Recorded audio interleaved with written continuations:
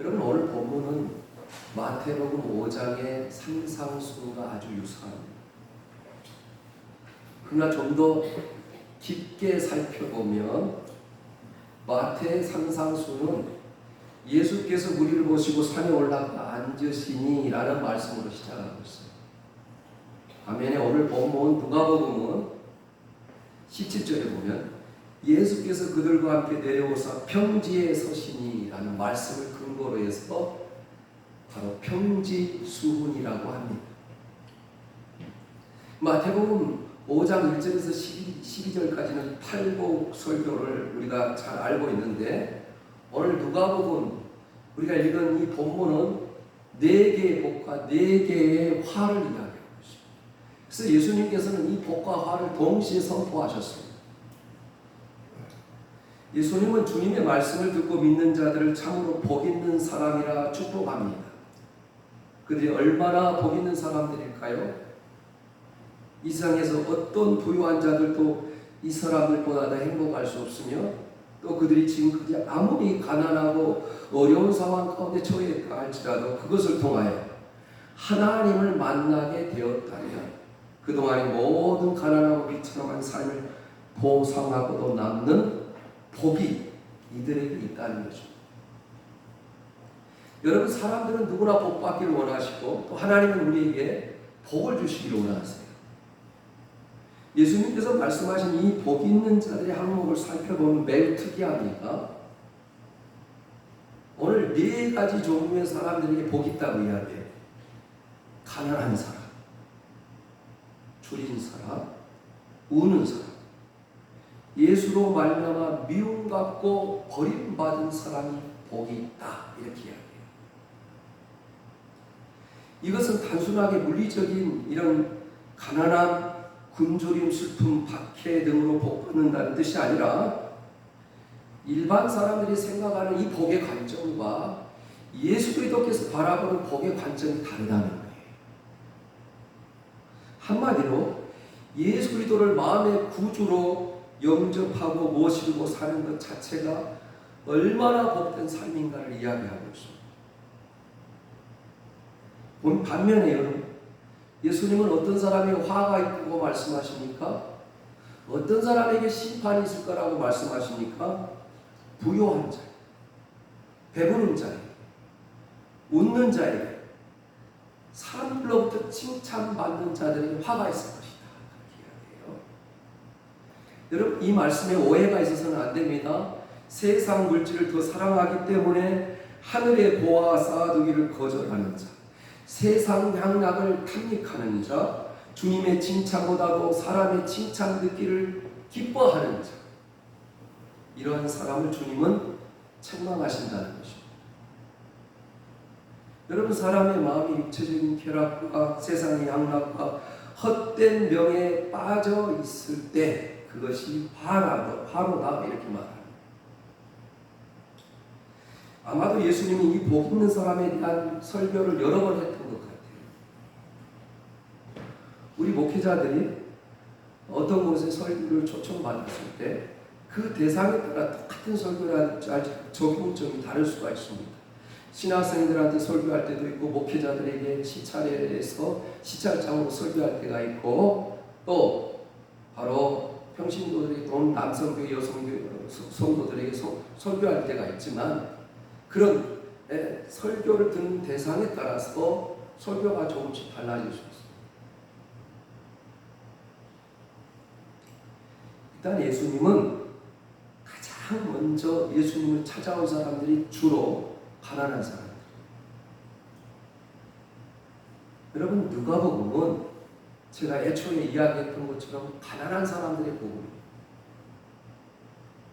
그래서 누가복음의 특징은 가난하고 소외되고 그 시대의 사람들로부터 인정받지 못한 사람들이 이 복음서의 이 모든 비유의 바로 주인공으로 등장해요.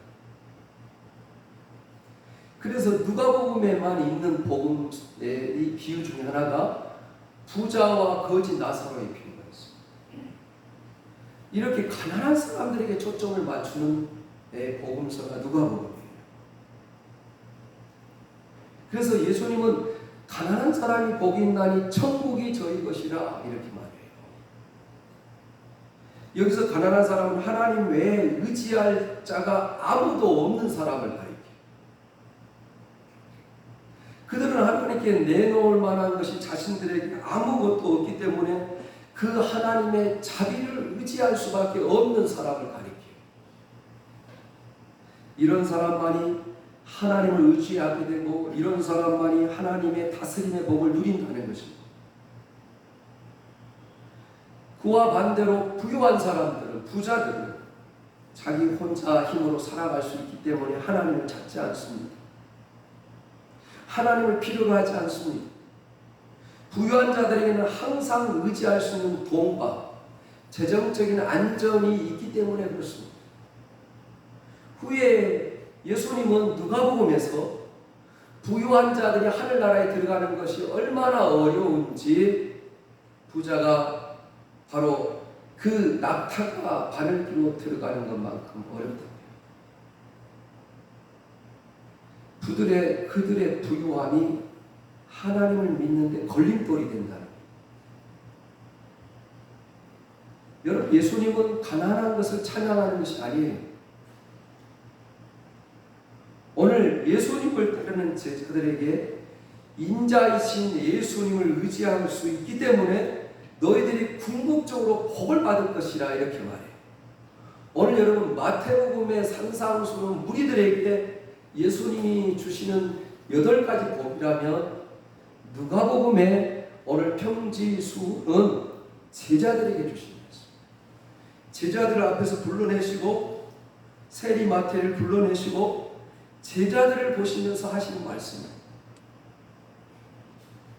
예수님이 이 복에서 생활의 모든 부분들, 웃음, 재미, 행복, 돈, 쾌락 이와 같은 것들이 예수님께서 저주하고 계신 것이 아니라 이런 것을 하나님을 떠나서 삶의 중요한 관심의 대상이 될 때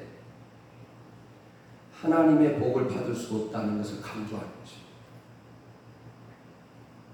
그런데 이런 가난한 사람들 중에서도 자기도 모르게 복음을 듣고 믿게 된 사람들이 있어요. 그들도 처음 복음을 믿을 때는 복음 이렇게 위대한 것인 줄 알지 모릅니다. 그런데 한번 믿고 나서 이 복을 알고 나서 자신이 가난하게 자라고 어려운 가운데서 자랐더라도 이렇게 예수를 믿게 된 것이 얼마나 큰 다행이고 축복인지 알게 되는 거예요. 그는 차라리 이런 고생을 하면서라도 살았던 것입니다. 그래서 그것으로 해서 예수를 믿게 된 것이 하나님의 손길이라는 것을 깨달았을 때, 하나님의 섭리라는 것을 깨달았을 때 오히려 지난 날을 감사하게 되는 것입니다.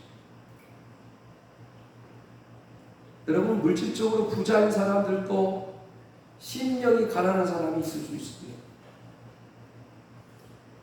이런 사람들은 물질이 있어도 물질을 의지하지 않고 하나님을 더 의지하는 사람을 가리키죠. 그런 사람은 영적으로 심령이 가난한 사람. 아마도 예수님이 십자가에 죽으시고 그 시신을 매장할 데가 없었을 때 부자 아리마대의 요셉이 그 가족묘에다가 예수님의 시신을 안치합니다. 이 부자 아리마대 요셉 같은 사람이 그런 사람일 것입니다. 그러나 물질의 부유함으로 거지 나사로를 마치 종처럼 놀렸던, 그래서 그 부자는 끝내 지옥으로 갑니다. 우리가 성경의 지옥을 표현할 때 불못으로 표현해요. 이렇게 말합니다. 나사로에게만 하나님이 필요한 것이지 자기에게는 하나님이 필요 없다고 생각하는 부자였어요.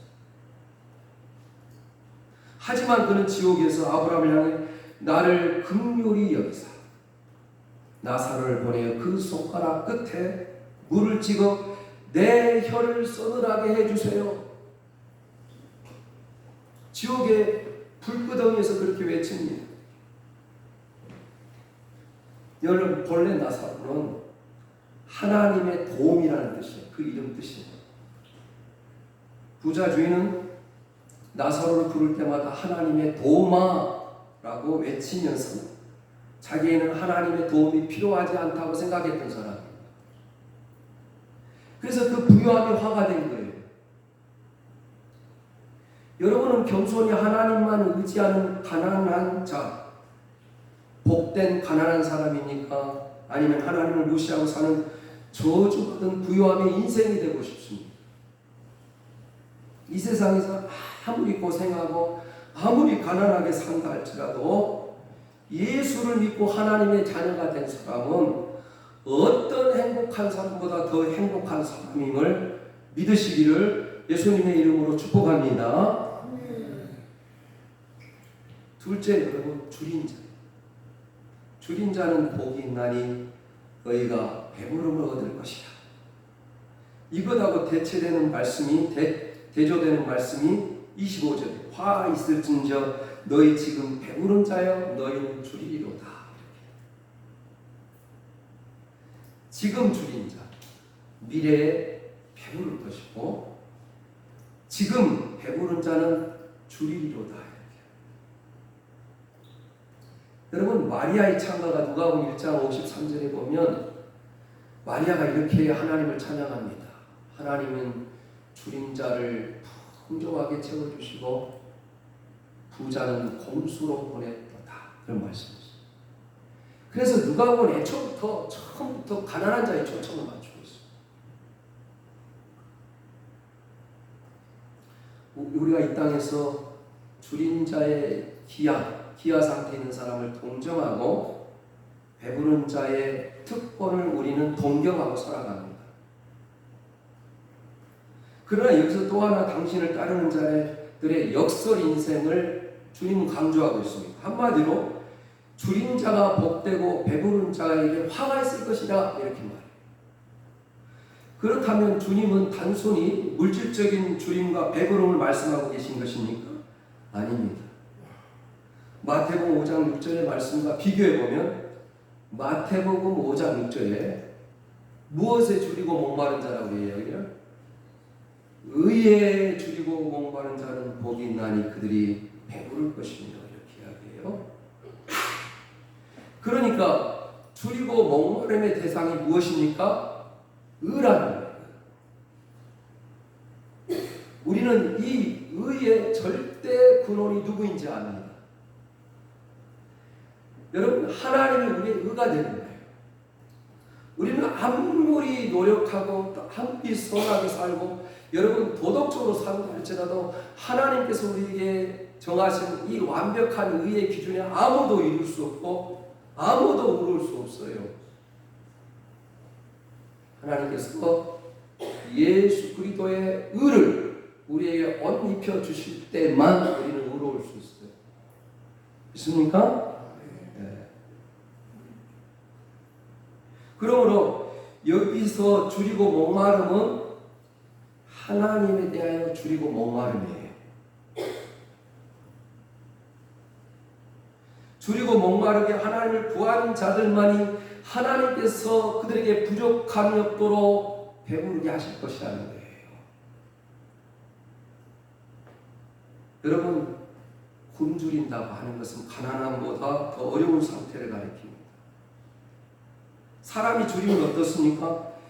배고픔 때문에 고통받으면 당장 허기를 채우지 않으면 안 되는, 견딜 수가 없는 거예요. 그 굶주림을 이야기해요.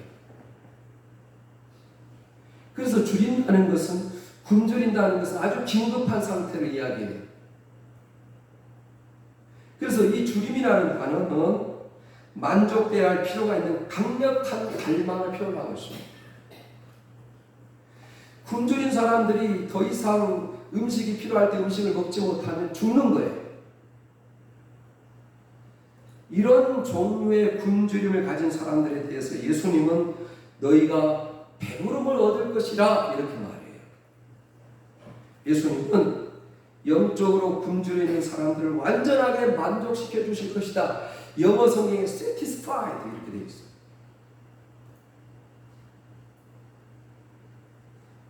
여러분, 우리가 잘 아는 간증, 머슴의 아들로 태어나서 너무나 편안한 삶을 살았던 사람, 하지만 꿈을 꾸고 감사의 끈을 놓지 않았던 사람, 그래서 하나님께서 기적처럼 그 사람의 인생을 열어줍니다.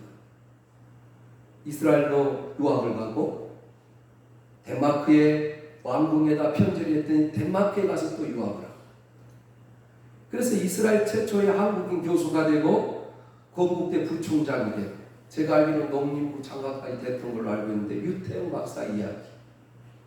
그 사람의 일기를 읽어보면 이런 실화가 있어요.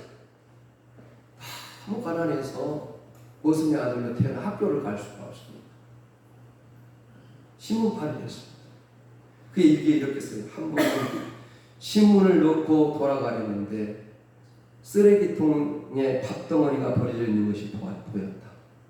나는 너무 배가 고파 참지 못하고 둘레둘레 주위를 살펴보다가 얼른 그것을 집어들었다. 묻은 연탄재와 모래를 떼어내고 그 밥을 다 먹어치웠다. 눈물이 하염없이 흘렸다. 그래도 나는 쓰레기통에 밥이 남아 먹을 수 있게 해주신 하나님께 감사드렸다. 그의 일기장에는 가난함에도 불구하고 하나님 앞에 늘 감사하는 글로 가득 차 있어요. 여러분, 배고픈 사람은 먹을 것을 주면 허겁지겁 먹습니다. 그리고 어린아이들은 배가 고프면 먹을 것을 줄 때 줍니다. 마찬가지로 영적으로 거듭난 사람이 하나님의 말씀을 먹지 못하여 영적으로 심히 줄여서 다른 것으로는 절대 만족할 수 없는 영적인 배고픔과 고통을 겪습니다. 어떤 사람이 복된 사람입니까? 오로지 하나님의 말씀을 배고파하는 사람이 복된 사람이라는 거예요. 하나님을 더 알고 싶어 하나님의 말씀이 주는 그 기쁨을 사모하는 사람이 복된 사람이라는 거예요. 그런 사람은 그가 배고파하는 만큼 반드시 하나님께서 채워주시겠다고 이야기해요. 그래서 시편 1편은 복 있는 사람은 악인의 길을 쫓지 않고 죄인의 길에 서지 아니하고 오만한 자의 자리에 앉지 아니하고 오직 여호와 율법을 주과에 그 율법을 조야로 묵상하는 자다. 저는 시냇가에 심은 나무가 시절을 쫓아 과실을 맺음과 같이 그의 모든 일이 형통하리로다, 이렇게 이야기하죠. 여러분, 이런 말씀은 너무 많이 있어요. 우리가 두 구절만 한번 찾아보겠습니다.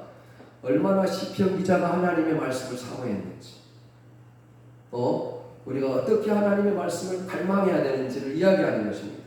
시편 119편 147절 148절입니다. 시편 119편 147절 148절 같이 우리 읽겠습니다. 시작.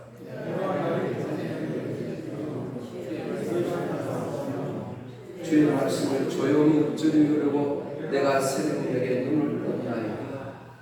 네. 주의 말씀을 읊조리고 묵상하기 위해서 내가 새벽녘에 새벽 미명에 일어나서 눈을 떴나이다. 이렇게 말씀을 사용합니다. 여러분, 우리 시편 63편 다윗이 얼마나 하나님의 말씀을 사모하고 하나님을 갈망했는지 시편 63편 1절 2절입니다.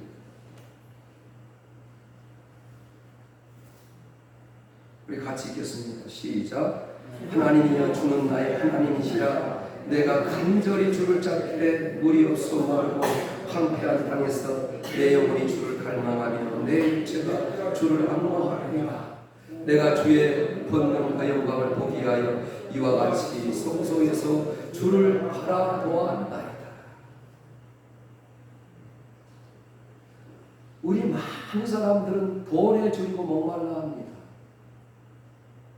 또 명예에 줄이고 목말라 합니다. 권력에 줄이고 목말라 합니다. 쾌락에 줄이고 목말라 합니다. 때로는 무엇에 줄이고 목말라 하는지도 모르고 목말라 합니다. 실상 우리의 거짓된 줄임과 목마름은 죄로 말미암은 것입니다. 그런데 우리 주님이 이렇게 말해요. 내게 오는 자는 결코 줄이지 아니하리라. 나를 믿는 자는 영원히 목마르지 아니하리라. 이 물을 마신 자는 다시 목마르는 경우이와 내가 주는 물을 마시는 자는 그 속에서 영생하도록 솟아나는 샘물이 되리라. 이렇게 사마리아 여인에게 이야기했어요.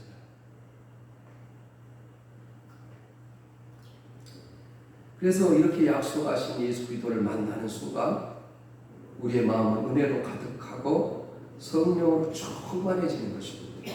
우리는 그때야 비로소 배부른 자가 되는 거예요.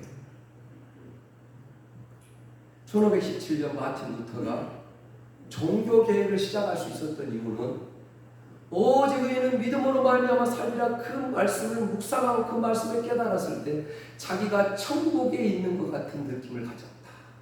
또 기뻤다는 거예요. 1738년 감리교회 창시자 존 웨슬리가 그런 체험을 했습니다. 우리는 모두 주의 은혜로 제 사함을 받고 의롭다함을 얻는 충만한 행복 속에 들어간 자입니다. 이렇게 주의 은혜로 충만한 순간부터 우리는 그분의 사랑이 더 굶주려지고 그분의 거룩함이 더 굶주려지고 그분의 영광이 더 굶주린 자가 되어야 되는 거예요. 그런데 왜 우리는 신앙의 연륜이 깊어지면 깊어질수록 그 주님을 향한 그 갈망이 더 식어져 가는 것일까요? 그래서 이것을 경험한 자가 복된 인생이고 이것을 모르는 자는 저주받은 인생이라는 거예요. 여러분은 이 주이고 목마른 복을 체험했습니까? 셋째로 우는 자의 복과 웃는 자의 환희. 오늘 21절에 지금 우는 자는 복이 있나니 너희가 웃을 것이니 또 화 있을진저 너희 지금 웃는 자에 너희가 애통하며 울리로다. 이렇게.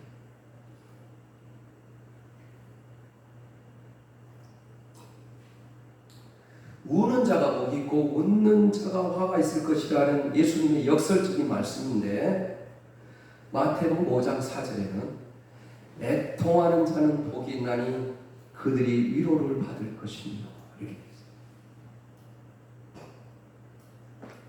우선 분명히 우리가 정립해야 될 것은 그리스도로 인해 웃음이나 기쁨을 평가절하는 말씀이 아닙니다. 성경은 특별히 성령의 열매 중에 희락의 열매가 있어요. 우리 주님은 자주 기쁨을 강조하셨어요. 사도 바울은 항상 기뻐하라 이렇게 말해요. 요한복음 15장 11절에 내가 이것을 너희에게 이르면 너희가 내 기쁨이 너희 안에서 너희 기쁨을 충만하게 하려 함이라 이렇게 이야기해요. 주님은 지금 십자가를 앞에 두는 순간에도 너희가 내 안에 있는 이 기쁨을 그 기쁨으로 너희가 충만해지길 바란다 이렇게 이야기해요. 성경은 우리가 결코 짜증내고 울고 다니는 자를 복있다고 말씀하지 않아요. 다만 울어야 할 때 울지 못하는 인생이 문제라는 것이죠. 예수님은 지상생의 가운데 공생의 가운데 3번 울었습니다. 성경의 기록에 의하면 친구 나사라의 무덤 앞에서 눈물을 흘렸어요. 그리고 죄로 말미암아 심판의 위기에 있는 예루살렘 성을 바라보며 우셨습니다. 또 겟세마네 동산에서 통곡과 눈물로 인류를 위한 강구와 소원을 올렸습니다. 그러나 오늘 우리는 우려할 때 오히려 경박한 웃음으로 우리의 영적인 현실을 피해가고 있는 사람은 아닌지, 이 예수님의 눈물과 웃음의 이유가 애곡된 우리 세대를 향해서 주신 말씀을 기억합시다. 여러분, 이 시대가 어떤 시대냐? 예수님의 시대보다 더 악한 세대예요. 여러분, 이제 말세 말이라고 해야 돼요. 말세는 어떤 시대인지 마태복음 11장 16절 17절 말씀 우리 한번 더 읽어보겠습니다. 올려주세요. 마태복음 11장 16절 17절입니다. 시작. 무엇으로 비유할까? 비유하건대 아이들이 장터에 앉아 제 동물을 불러 이르되 우리가 너희를 위하여 피를 부어도 너희가 춤추지 않고 우리가 슬피 울어도 너희가 가슴을 치지 아니하였다 함과 같도다. 이렇게 그 앞에 구절이 기 있는 자는 주님이 전하는 말씀을 들을지어다 그러면서 이 말씀 하시는 거예요. 하나님의 아들이 이 천상의 말씀, 하늘나라의 말씀을 전하는 너 기기는 자가 없는 거예요, 여러분. 피리를 불어도 춤추는 자가 없고 바로 울어야 할 때 가슴을 치며 우는 자가 없는 거예요. 그래서 예수님의 제자들, 또 예수님을 따르는 우리 믿는 사람들은 이 세대를 보고 통곡할 줄 아는 사람이 되어야 된다. 이 말. 그 다음에 넷째로 버림받은 자의 복과 칭찬 듣는 자의 화입니다. 오늘 여러분 6장 22절 23절 말씀 우리 같이 읽어보겠습니다. 22절 23절 시작. 인자로 말미암아 사람들이 너희를 미워하고 멀리하고 욕하고 너희 이름을 악하다 하여 버릴 때에는 너희에게 복이 있도다. 그날에 기뻐하고 뛰놀라 하늘에서 너희 상이 큼이라. 그들의 조상들이 선지자들에게 이와 같이 하였느니라.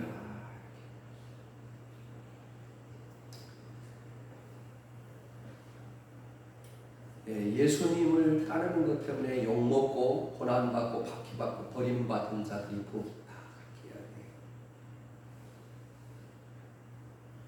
마태복음 5장 10절 11절의 마지막 복이 어떻게 기록되어 있습니까?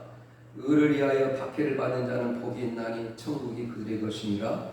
나로 말미암아 너희를 욕하고 박해하고 거짓으로 너희를 거스려 모든 악한 말 할 때는 너희에게 복이 있나니 기뻐하라. 이렇게 과거 구약시대 참 선지자들이 이런 인생을 살았어요.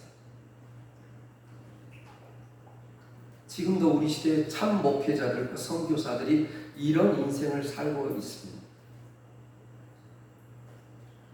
그런데 어떤 인생이 화가 된다고 이야기합니까? 오늘 26절 같이 읽겠습니다. 시작. 모든 사람이 너희를 칭찬하면 화가 있도다. 그들의 조상들이 거짓 선지자들에게 이와 같이 하였느니라. 구약에서 왕에서부터 일반 평민들에 이르기까지 모든 사람들이 가장 좋아하는 집단이 있었습니다. 그 집단은 바로 거짓 선지자들이었습니다. 지금 예수님의 말씀을 듣고 있던 이스라엘 백성들의 조상들은 거짓 선지자들의 말을 듣고 좋아했습니다.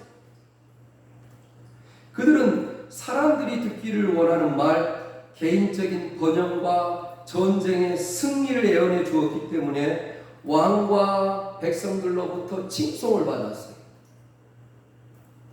북쪽 이스라엘이 아수르에 의해서 멸망을 당하고 남쪽 유다가 바벨론에 의해서 멸망을 당해서 그들의 자유와 그들의 땅을 빼앗기고 끌려갔을 때 그들의 예언이 거짓으로 드러납니다. 하나님의 진리보다 사람들의 칭송과 칭찬을 쫓아 달리는 자들에게는 반드시 슬픔과 애통과 심판이 있을 것이다. 여러분, 오늘 우리는 우리가 생각하는 복과 예수님이 생각하는 복과 우리가 생각하는 화와 예수님이 생각하는 화가 얼마나 다른지를 보았습니다. 100년이 넘는 동안 한국 기독교는 적지 않게 복만을 강조했어요. 기복신. 물론 성서가 말하는 것은 그리스도인이 복 있는 사람이 되어야 된다고 이야기합니다. 예수님의 선포하는 이 복과는 우리가 추구하는 복의 개념과는 거리가 있다.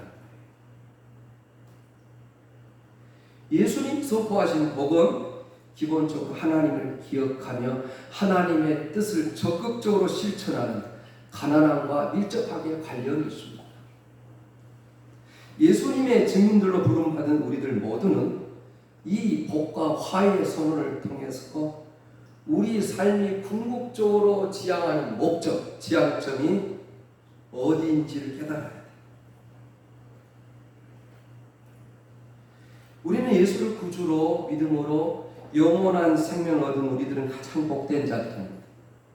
이제 우리의 남은 삶은 세상 욕심으로 더 이상 허비하지 말고 오직 하나님이 얼마나 사랑이 많으시고 얼마나 은혜로우신 분이신지 우리가 영광을 돌리는데 우리의 삶을 더 헌신할 수 있기를 예수님의 이름으로 축원합니다. 아멘.